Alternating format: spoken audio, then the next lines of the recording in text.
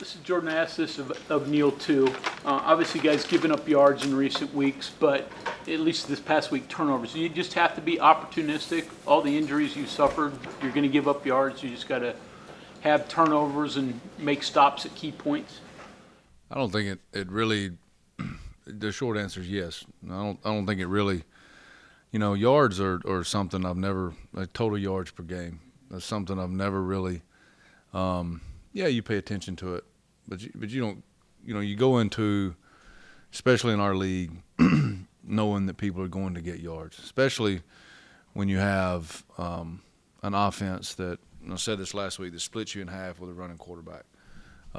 So the number one thing that UCF was really good at was two things: was running the football and explosive plays over 20 yards. And I think we allowed. I know we were under both of those in their average. So we're trying to do the turnovers, particularly in the red zone with the pick and the or Beanie's two picks, and then the fourth down there at the end. That was the difference. And so going into those games that you have to get those, and they. I don't know. I'm trying to think of the number if they were really prone to it, but I do know that off of those run actions, some of those throws are hard sometimes for those quarterbacks. So I knew we were going to have opportunities. We just had to make them.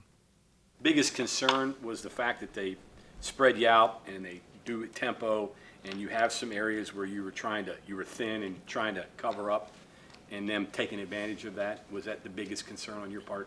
Oh yeah, I mean it's injuries what they are. Yeah. I'm not going to sit up here and ever make excuses for that. It's just you got to get the next guy ready. But there's some things you're trying to do to cover up. You're moving some pieces around that can athletically do.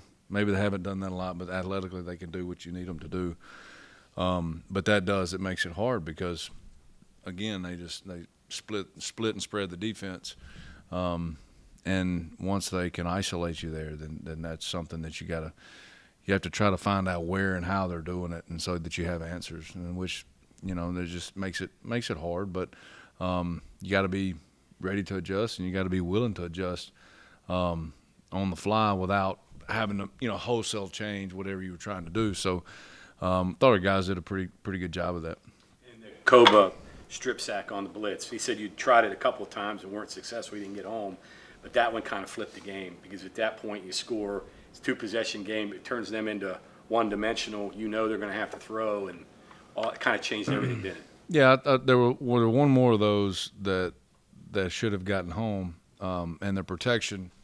Very simply, they pulled a guard and he read out of the original blitz that he had, which he shouldn't have done. Now that was Marcus Floyd's interception, so it turned out being two turnovers. But we probably had an opportunity there for another big hit on him. But really, where Lee not necessarily made it. It's not a critical error. He saw what he saw, and he's actually playing the play if he played it against the run correctly. But Eddie V's the one that made that with that pressure, and he did exactly what he's coached to do against that protection, and ended up getting the hit on the quarterback, which forced the ball to kind of sail high, and Marcus fell right underneath it. Played Raleigh Collins and Caden Beiser more in this game than they'd played previously. So what'd you see out of them? Yeah, I mean the thing that both those guys are really young players, and they're in a developmental phase of their career. And the number one thing when guys have to do that, maybe a little bit before they're ready, is be exactly where you're supposed to be. And both those guys did that. Raleigh did a really nice job. UCF, everybody sees it as trick plays, but those reverses that they run those like you would split zone or any type of counter or power play. That's just a part of their offense. And so we talked about it all week, keeping your leverage on your number, and Raleigh did a really nice job of that. And he had a great effort play, running the back down on the counter that got out, and we misfit.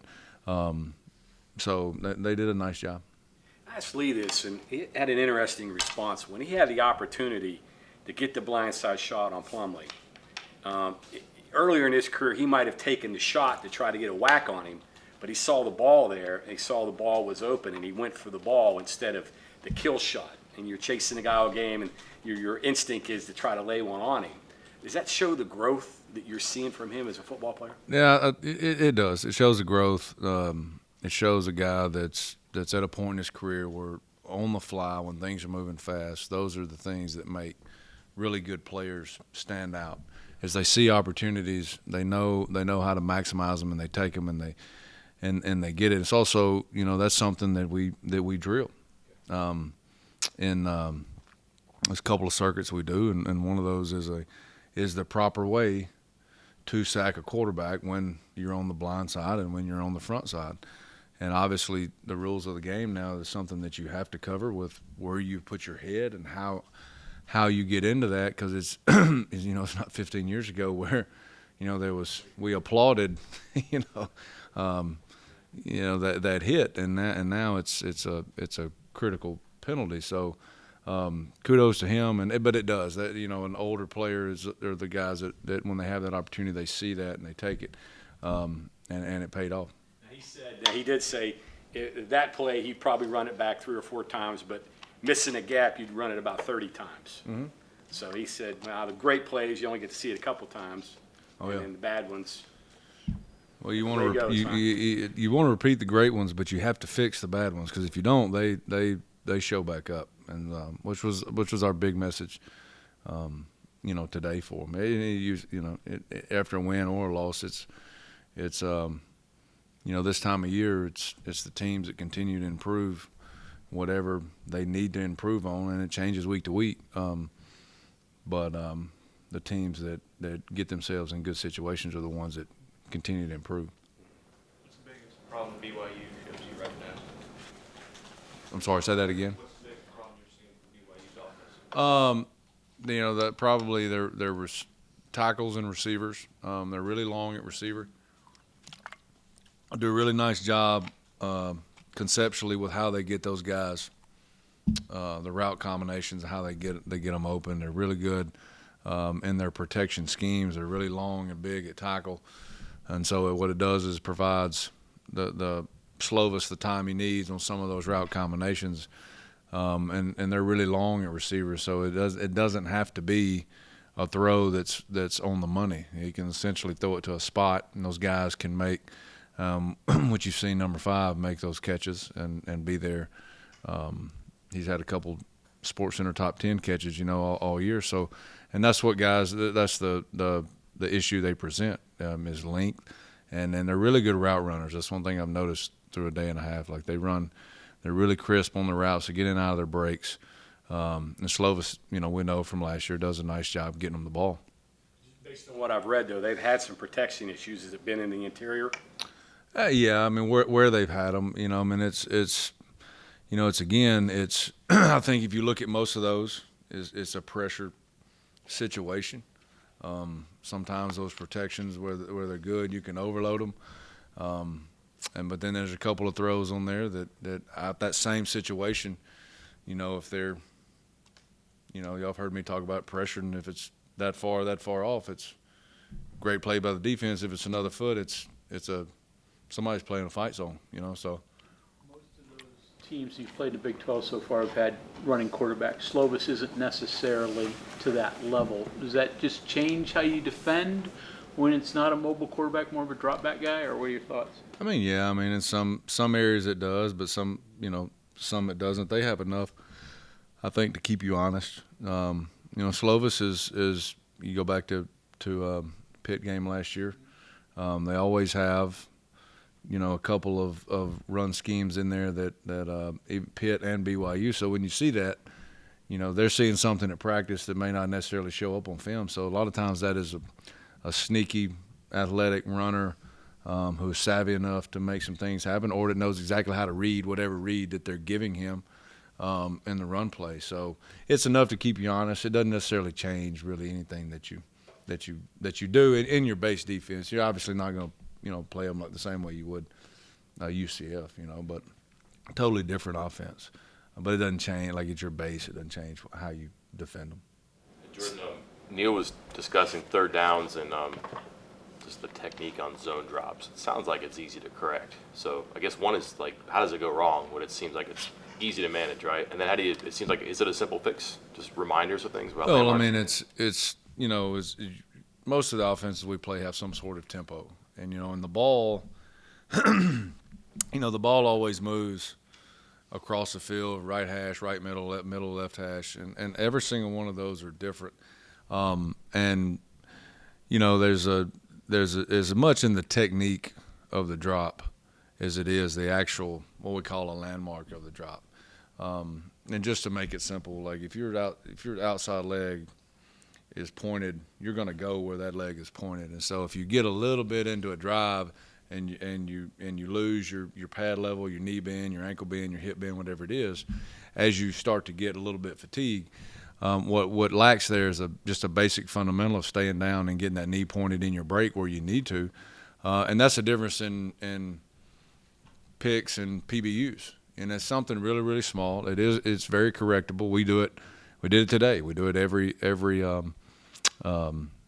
at least twice a week, where we go to those different coverages have different landmarks. But it is something that is very fixable, and I think that a lot of times, especially in the last couple of weeks, when you see those again, because of the number of people you're having to play in different spots, it's not something that that they've done the entire time we've been working it. So, and then your young players, you're having to bring guys in, and sometimes it's maybe you're dropping that boundary guy, the spur, a little more than you want to. So there's all kinds of reasons why they're going to be off a little bit sometimes, and they're never going to be perfect. And then and kudos to some of the offenses once they see that. They're obviously using the grass off of the space when it is zone coverage versus man coverage, just to find, not necessarily a perfect, area that you're not going to draw up every single area that the receiver is going to work a route into. You got to have a general area. For example, the curl, he's there. The receiver, you got to work with him. So you may have to expand that a little bit off of, or shorten that a little bit off where you are. Just things you get into as a game. Maybe one coverage you adjust more than you do the other. But we weren't perfect on that Saturday, and it's just, like I said, it's an easy fix. Question for you real quick here. Is there anybody that you've got that you're working on Monday Night Football that's getting closer to being able to be usable in a game? Probably not the positions that you need, but is there anybody else that's emerging that can help you? Yeah, I think that we got two of our young edge guys are starting to come along, and James Hurd and Orion Fisher is another one. Orion is a guy I've talked about that's extremely long and really broad, and is going to take a weight room to get the strength to control his body where it needs to be. But he's done a really, really nice job. Both those guys, have and what we've done. Corey McIntyre, interior D lineman, that has a lot of athleticism. Has as much twitch off the ball as probably anybody that we do have. One that's really, really showed up Saturday. That did a not really nice job down in the red zone. A couple of run plays that we stuffed him on was Hammond Russell. Just playing fast and doing to O-lineman what a guy that looks like Hammond should do. Jordan Jackson is another one at corner that is coming along. So yeah, we got some guys who are starting to show that they're that role may be more special teams or you don't know if it's going to be a significant amount on defense, but if you need them, they got to be ready. No willies though, no areas that you're razor thin. Yeah, I wish creative player really existed like it does on EA Sports, but it doesn't. No free agency, no. Game waiver wire. So you got what you got, and you got to get them ready. All right, thank you, Coach. Thanks, guys.